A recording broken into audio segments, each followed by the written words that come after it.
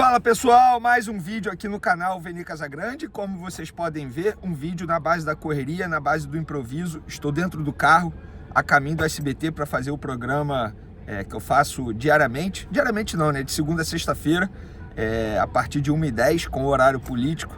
Antes do horário político, 1h da tarde, inicia o programa. Mas enfim, estou a caminho do SBT.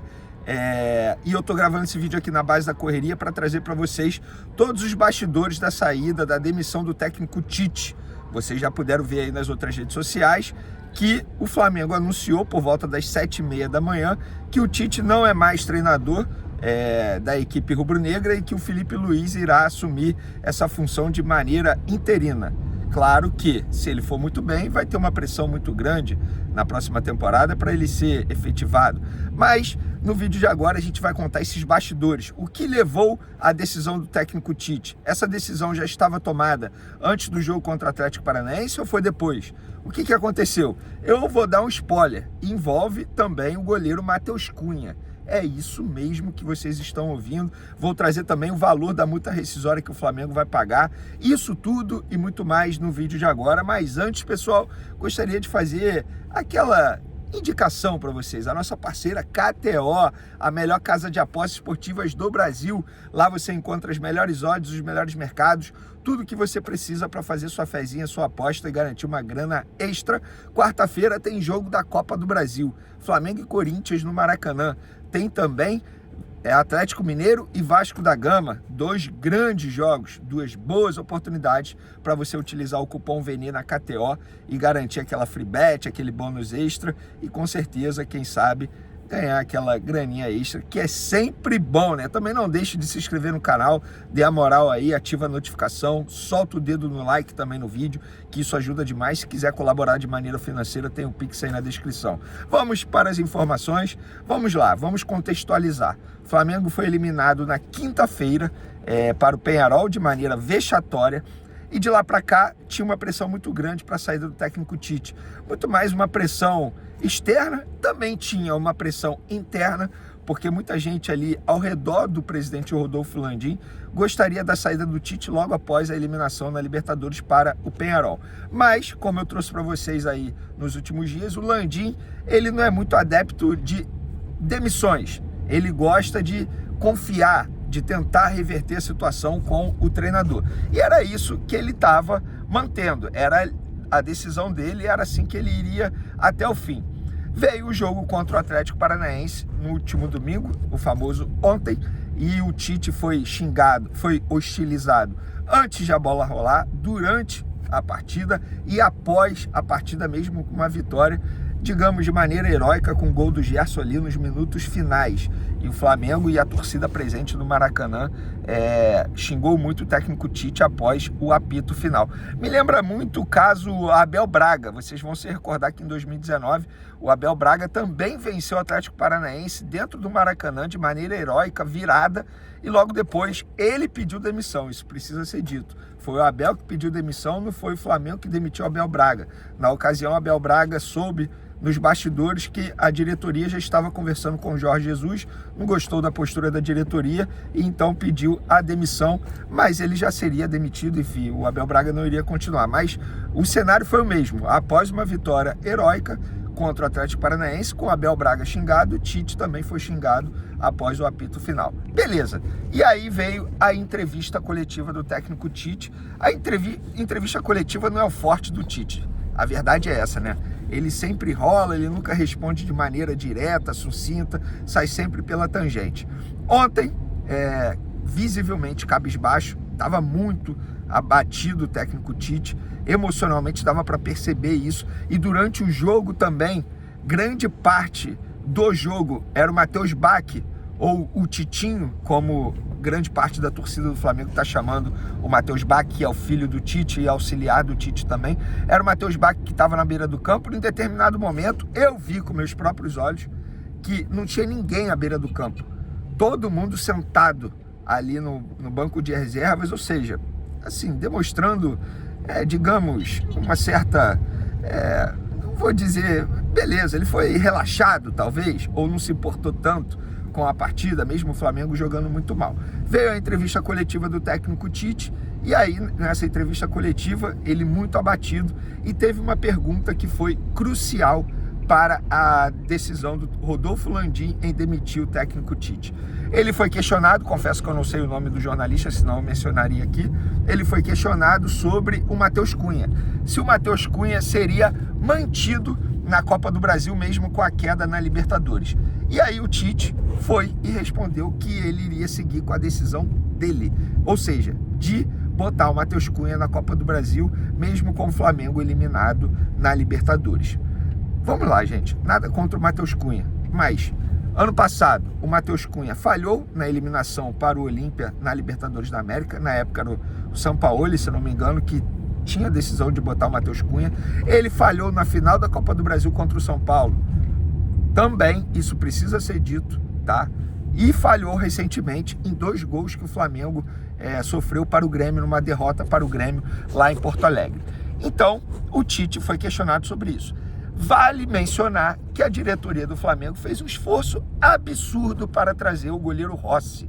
Foi até a Argentina, o goleiro para ser o titular, um goleiro que tem uma experiência absurda. E lembrando que a Copa do Brasil se tornou prioridade para a diretoria do Flamengo nesse restante de temporada. Quando o Tite disse aquilo, que iria manter o Matheus Cunha, sim, que essa era a decisão dele, acabou a coletiva logo depois.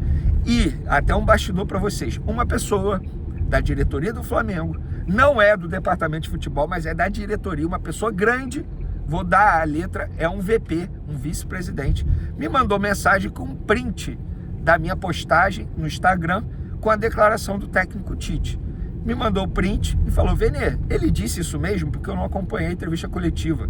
Aí eu fui e respondi: sim, ele disse sim. Fiquei até assim, eu falei: meu Deus, será que eu ouvi errado?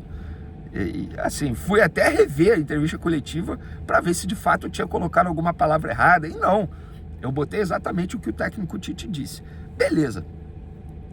A partir daí eu estranhei. Ou seja, se essa pessoa da diretoria do Flamengo estranhou, é porque algo estava errado. E aí, beleza. Hoje, 7h30 da manhã, veio o comunicado oficial do Flamengo da demissão do técnico Tite. E aí eu fui apurar o que aconteceu, o que fez o Rodolfo Landim mudar a postura dele, de topar, decidir demitir o Rodolfo Landim, se essa decisão estava tomada antes do jogo contra o Atlético Paranaense. E vamos lá, o que eu apurei. A forma, o dia a dia que o Tite estava trabalhando, muito cabisbaixo, triste até, sofrendo muito com a pressão, na visão da diretoria do Flamengo, ele não soube lidar com essa pressão, estava sentindo o golpe.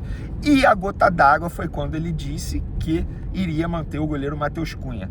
Lembrando que a diretoria do Flamengo brigou com a CBF, entre aspas, brigou com Corinthians e Vasco da Gama, solicitando que houvesse alteração na data para priorizar a Copa do Brasil, para que o Flamengo não jogasse a Copa do Brasil desfalcado por conta da data FIFA, por conta dos jogadores. E aí a diretoria vai e ouve que o Tite vai manter o Matheus Cunha, goleiro reserva, que vem falhando e que não passa nenhuma confiança, ou seja, colocando em risco o título da Copa do Brasil. Obviamente a diretoria não gostou nem um pouco, e aí ali tomou a decisão, foi a gota d'água, de tirar o técnico Tite e colocar o Felipe Luiz de maneira interina nesse restante de temporada. Lembrando que tem eleição em dezembro, isso quer dizer que não faz o menor sentido a diretoria contratar um treinador agora com um contrato longo, não é justo com o próximo presidente, independentemente se seja candidato da situação ou da oposição. Vene multa rescisória, o que eu apurei é o seguinte: em contrato o Flamengo precisa pagar 50% do que o Tite tem a receber até o fim da temporada. O contrato dele iria até dezembro, pelo que eu sei, cerca de 3 milhões de reais, ou seja, uma multa rescisória relativamente baixa, perto daquilo que o Flamengo já pagou para outros treinadores em outras demissões, como Sampaoli, Vitor Pereira, enfim, outros treinadores que foram demitidos. E por falar em treinador, treinador não é o forte da gestão Rodolfo Landim, né? O Felipe Luiz será o 11º treinador, isso mostra que nunca teve um projeto esportivo. A verdade é essa. Rodolfo Landim vai terminar a passagem dele como presidente do Flamengo nesses últimos 6 anos, como começou, sem projeto esportivo. O Jorge Jesus foi um acaso, e quem sabe dos bastidores sabe que foi muito mais dedo do Paulo Pelaipe, que hoje é dirigente do Cruzeiro, que propriamente é uma convicção que o Jorge Jesus seria um grande treinador. Eles deram sorte, só que o Jorge Jesus ganhou, depois pediu para sair. Ou seja, muitos treinadores passaram no comando da equipe do Flamengo durante a gestão Rodolfo Landim. Agora eu quero saber de vocês. Vocês acham que a decisão tomada pela diretoria do Flamengo foi correta? Vocês acham que tende a melhorar? A minha opinião é o seguinte: piorar não dava. Eu acho que a demissão deveria ter acontecido já após a eliminação contra o Peñarol, nem precisaria esperar o jogo contra o Atlético Paranaense. Eu acho que precisa de um fator novo. Qual é esse fator novo? O Felipe Luiz. O Gabigol, por exemplo, tem uma relação muito próxima com o Felipe Luiz. Ao menos o Gabigol vai ter mais vontade de fazer acontecer, pelo menos é a minha opinião. Só que o Felipe Luiz precisa ter personalidade. Por exemplo, Arrascaeta e De La Cruz estão merecendo jogar atualmente? Pela questão física, estão merecendo ser titulares? O Felipe Luiz vai ter a casca, vai ter a personalidade de colocar esses dois no banco de reservas caso seja necessário? O que o Felipe Luiz fará? Qual é a formação tática que o Felipe Luiz vai utilizar no Flamengo? Isso tudo ainda é uma incógnita, mas eu acho que precisava de um fator novo e, de fato, eu acho que os jogadores estavam começando a ter a postura que o técnico Tite estava tendo nas entrevistas após derrotas. O time estava abatido. O próprio Gerson ontem, a forma como ele comemorou, achei até uma comemoração estranha. Não é uma crítica ao Gerson, mas talvez os jogadores estejam sentindo ou estavam sentindo aquilo que o Tite estava transmitindo nas entrevistas coletivas. Dito isso, galera, daqui a pouco vou fazer o programa lá no SBT. Conto com a audiência de vocês. Estamos juntos. Forte abraço, uma ótima semana a todos. Beijo, fui!